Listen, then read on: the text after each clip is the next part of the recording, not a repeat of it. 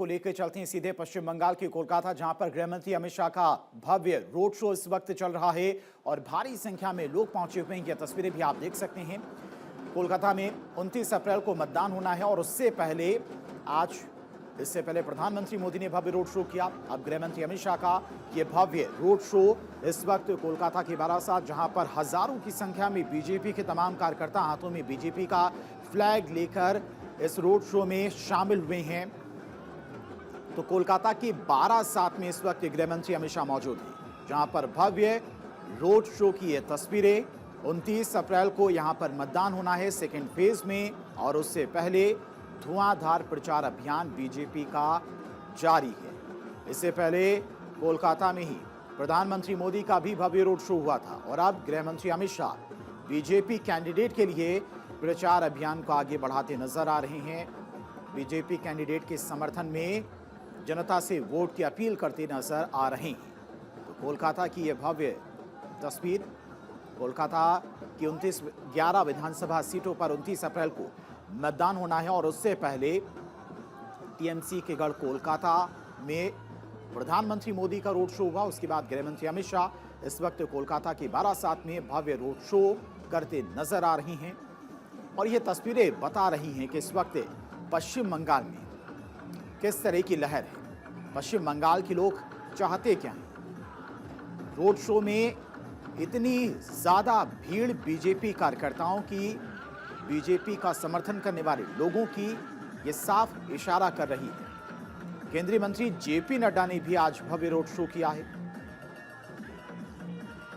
ये तस्वीरें आप देख सकते हैं। सिंडिकेट राज के साथ साथ जो बालू माफिया और कोल माफिया, इन सब के खिलाफ भारतीय जनता पार्टी को वोट दे करके टीएमसी को और ममता जी को मुंह तोड़ जवाब देने के लिए बंगाल की जनता आतुर है। और जो तुष्टीकरण है, जिस तरीके से तुष्टीकरण के माध्यम से एक समुदाय को और विशेष करके घुसपैठियों को जिस तरीके से ममता जी ने पाला पोसा है, उसके खिलाफ गुस्सा है और वो गुस्सा इस चुनाव में हमको देखने को मिल रहा है। जैसे कि आप घुसपैठिया का बात किए, अमित शाह जी भी घुसपैठिया का बात किए, लेकिन जब ये मुद्दा आता है ममता बनर्जी बोलते हैं ये जिम्मेदारी बीएसएफ की है। ऐसा है, पिछले 15 सालों से आपने, और जब से एनडीए की सरकार आई है, आपने वहां पर फेंसिंग नहीं होने दी है, उसके लिए जमीन नहीं दी है और आपने जानबूझ करके ये रास्ता खुला रखा है। इसके लिए आप दोषी हैं। हमारी डबल इंजन की सरकार आएगी, पहले फेंस लगेगा, एक एक को डिटेक्ट किया जाएगा और डिपोर्ट किया जाएगा। सर, बेहला पश्चिम के लिए, इंद्रनील खां के लिए आज प्रचार में है, माहौल देख के सर क्या लग रहा है? मैं नहीं समझा। अभी आज आप बेहला पश्चिम का कैंडिडेट इंद्रनील खां के लिए प्रचार में है। तो केंद्रीय मंत्री जेपी नड्डा की तरफ से साफ कहा गया है कि एक घुसपैठिए को डिटेक्ट किया जाएगा और उसके बाद उसे डिपोर्ट किया जाएगा और बॉर्डर वाले इलाकों में फेंसिंग का काम सबसे पहले किया जाएगा। 15 सालों में जिस तरह से घुसपैठियों का गढ़ बन गया पश्चिम बंगाल, उसे खत्म करना है। एक घुसपैठियों को बाहर निकालना है। एक तरफ जहां पर गृहमंत्री अमित शाह कोलकाता के बारासात में भव्य रोड शो कर रहे हैं, तो दूसरी तरफ केंद्रीय मंत्री जेपी नड्डा भी रोड शो के जरिए टीएमसी सरकार पर जमकर निशाना साधते हुए नजर आ रहे हैं। बीजेपी का धुआंधार प्रचार अभियान लगातार जारी है और शाम का वक्त होने के बावजूद भी केंद्रीय गृहमंत्री अमित शाह देखिए किस तरह से बीजेपी कैंडिडेट के लिए प्रचार अभियान को आगे बढ़ा रहे हैं। वो साफ बता रहा है कि बीजेपी पश्चिम बंगाल को फतेह करने के लिए कितनी मेहनत कर रही है और उस मेहनत का परिणाम भी नजर आ रहा है। इस रोड शो की भीड़ बता रही है कि पश्चिम बंगाल इस बार परिवर्तन के लिए तैयार है। इससे पहले पीएम मोदी का भव्य रोड शो हुआ था, उसमें हजारों की संख्या में लोग पहुंचे हुए थे। रोड शो में पैर रखने तक की जगह नहीं थी। कुछ उसी तरह की तस्वीर गृहमंत्री अमित शाह के रोड शो में भी देखने को मिल रही है। तस्वीरों में आप देखेंगे हजारों की संख्या में बीजेपी के तमाम कार्यकर्ता और बीजेपी को समर्थन देने वाले लोग इस वक्त मौजूद हैं।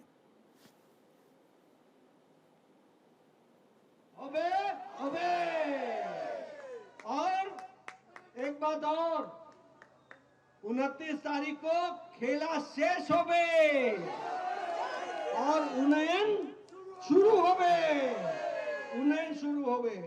तो इस तरीके से हम और आपको बताता हूं, गरीब कल्याण अन्न योजना में हमने यहाँ पर 6 लाख लोगों को अन्न देने का काम किया, लेकिन 6 करोड़, क्षमा कीजिएगा, और ये ममता दी के टीएमसी के जो गुंडे हैं, ये इसमें से भी चावल खा गए, गरीबों का हक भी मार गए। हालांकि 25 करोड़ की जनता को मोदी जी ने गरीबी की रेखा से ऊपर उठा दिया। उज्ज्वला योजना में फ्री गैस दिया गया। मैं स्वास्थ्य मंत्री हूं, 2017 से बोल रहा हूं, देश में सब जगह आयुष्मान भारत लागू हो गया है, और आयुष्मान भारत में मोदी जी ने यहां पर 1 करोड़ 25 लाख परिवार, 1 करोड़ 25 लाख परिवार को 5 लाख रुपए का गंभीर बीमारी से लड़ने के लिए और इसके इलाज के लिए 5 लाख रुपए का हर साल की व्यवस्था की है, 5 लाख रुपए की। लेकिन ममता दीदी को मैं 2017 से बोल रहा हूं, 2017 से क्या बोलती है ना, आयुष्मान आमी लागू करबो ना, आमी करबो ना, होवे ना। अब आप बताओ, मैं आपको बताता हूं, 29 तारीख को इंद्रनील को जिता देना, 4 तारीख को हमारी सरकार बनेगी, 5 तारीख को मैं आयुष्मान भारत लागू कर दूंगा। और आपको बता दूं, 3 प्रदेश हैं जिन्होंने आयुष्मान भारत लागू नहीं किया। 3 प्रदेश, पहला था उड़ीसा, कलिंग, छुट्टी हो गई और आयुष्मान भारत लागू हो गया। दूसरा था केजरीवाल का दिल्ली, उस समय का केजरीवाल का, अब तो उसकी पंजाब से भी छुट्टी हो गई, तो वो टाटा बाय बाय। तो उसने भी कहा मैं नहीं लागू करूंगा, मैं नहीं लागू करूंगा। दिल्ली ने उनको भी साफ कर दिया और दूसरे ही दिन मैंने आयुष्मान भारत लागू कर दिया। अब कौन बच गया, कौन बच गया? आप अपना हक अदा करो, कमल खिलाओ। 5 तारीख को मैं 5 लाख रुपए का, 1 करोड़ 25 लाख परिवार को 5 लाख रुपए का आयुष्मान भारत का। और एक बात और बता देता हूं, ये जो कार्ड है ना, ये हमारे गरीब आदमी जो सोने का सराफे का काम करते हैं, ये तमिलनाडु में मेहनत करते हैं, ये सूरत में जाकर के मेहनत करते हैं। पर भव्य रोड शो करे तो जेपी नड्डा ने भी टीएमसी सरकार पर जमकर निशाना साधा है। कोलकाता के वारासात में इस वक्त गृह मंत्री अमित शाह का भव्य रोड शो चल रहा है। वहीं केंद्रीय मंत्री जेपी नड्डा ने भी टीएमसी सरकार पर जमकर हमला बोला है और साथ ही साथ उन्होंने कहा है कि इस बार बंगाल परिवर्तन के लिए तैयार है। अक्षय लगातार हमारे साथ जुड़े हुए। अक्षय, बीजेपी जिस तरह से चुनाव प्रचार अभियान को धार देती नजर आ रही है, आपने देखा कि आज प्रधानमंत्री मोदी ने पहले कई लगातार बैक टू बैक जनसभाएं की, उसके बाद रोड शो किया। 1 घंटे का लगभग उनका रोड शो रहा, हजारों की संख्या में लोग मौजूद रहे। गृह मंत्री अमित शाह देखिए शाम के 8:30 बज रहे हैं, लेकिन उसके बावजूद भी प्रचार अभियान को आगे बढ़ाते नजर आ रही हैं। केंद्रीय मंत्री जेपी नड्डा भी एक भव्य रोड शो कर रहे हैं, वहां पर बीजेपी समर्थन में वोट की अपील करते नजर आ रहे। तो ये प्रचार अभियान साफ बता रहा है कि बीजेपी कितनी मेहनत कर रही है इस बार पश्चिम बंगाल को फतेह करने के लिए।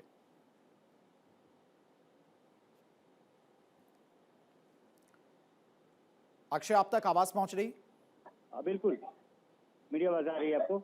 हाँ अक्षय, जिस तरह से देखा जा रहा है कि बीजेपी प्रचार अभियान को आगे बढ़ा रही, आज प्रधानमंत्री मोदी की भी कई रैलियां हुई, रोड शो हुए, गृह मंत्री भी अभी लाइव तस्वीरें अपने दर्शकों को दिखा रहे हैं, रोड शो करते नजर आ रहे हैं। हजारों की संख्या में भीड़ नजर आ रही। कोलकाता में ही उनका रोड शो हो रहा है, प्रधानमंत्री मोदी का भी कोलकाता में ही रोड शो हुआ था।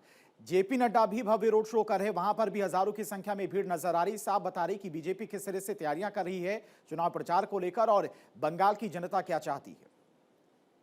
देखिए, बीजेपी ने अपनी पूरी ताकत झोंक दी है और बीजेपी का सिर्फ नेतृत्व लगातार रोड शो रैलियों के सहारे जनता के बीच में पहुंच रहा है। आपने कुछ देर पहले कोलकाता से देखा कि प्रधानमंत्री नरेंद्र मोदी अपना रोड शो कर रहे थे, किस तरह से भीड़ जुटी थी। अब बारासात में गृह मंत्री अमित शाह का रोड शो देख रहे हैं, जिसमें कि वहां पर काफी भीड़ नजर आ रही है। जेपी नड्डा भी वहां पर अपने संबोधन कर रहे हैं फिलहाल। कहा जा सकता है कि बीजेपी के शीर्ष नेतृत्व ने, क्योंकि कल विधानसभा चुनाव के दूसरे चरण का मतदान क्योंकि 29 तारीख को होना है, कल 27 अप्रैल को जो प्रचार प्रसार है वो थम जाएगा, इसलिए पूरी जोर आजमाइश की जा रही है और लगातार जनता के बीच में पहुंचने का प्रयास बीजेपी का शीर्ष नेतृत्व सारी जिंदगी हर साल देने के लिए तैयार है। इसलिए मित्रों, इसको भी हमको समझना पड़ेगा। एक बात और बताना चाहता हूं, अब तुष्टीकरण होवे ना, ये जो घुसपैठिए हैं ना, इन घुसपैठियों को चुन चुन कर निकालेंगे और वापस भेजेंगे, आपको इनसे निजात दिलाया जाएगा। बहुत तगड़ा एक्शन होगा। और ये जो ममता दीदी जमीन नहीं देती है ना, जिसके चलते बांग्लादेश का फेंसिंग नहीं हो रहा है, आप 29 तारीख को चुनाव जिताओ, हमारी सरकार बनाओ, तुरंत फेंसिंग का काम शुरू होगा और रास्ता रोक दिया जाएगा और जो अंदर है उसको बाहर भेज दिया जाएगा। इसकी भी तैयारी है। और एक बात और बता दूं, ये टोलाबाजी वाले लोग अपने अंतिम समय को याद कर लो। 5 तारीख के बाद एक एक को चुन के जेल में डालेंगे और एक्शन होगा, ये भी आप ध्यान रखिए, एक एक को। और अनएम्प्लॉयमेंट यूथ को 3000 रुपए देंगे और जो महिलाएं हैं उनको भी 3000 रुपए महीने का मिलेगा। इस तरीके की व्यवस्था। और हमारे गवर्नमेंट एम्प्लॉय याद रखिए, 7वां पे कमीशन लागू हो जाएगा और डीए की किस्त भी रिलीज हो जाएगी। जो ममता बोलती है ना, ममता दीदी, होवे ना होवे ना होवे ना, वो होवे होवे होवे और खेला शेष होवे, उन्नयन शुरू होवे। और इसी तरीके से पलटानो चाहिए, पलटानो चाहिए। एक और बात बता दूं, बंगाल एसिड अटैक में महिला उत्पीड़न में नंबर 1 पर खड़ा है। ये ममता दी माँ माँ माँ की बात करती है, माँ का क्या हाल किया, बहन का क्या हाल किया। सबसे ज्यादा एसिड अटैक बंगाल, सबसे ज्यादा डोमेस्टिक वायलेंस बंगाल, सबसे ज्यादा ह्यूमन ट्रैफिकिंग बंगाल, सबसे ज्यादा मर्डर बंगाल।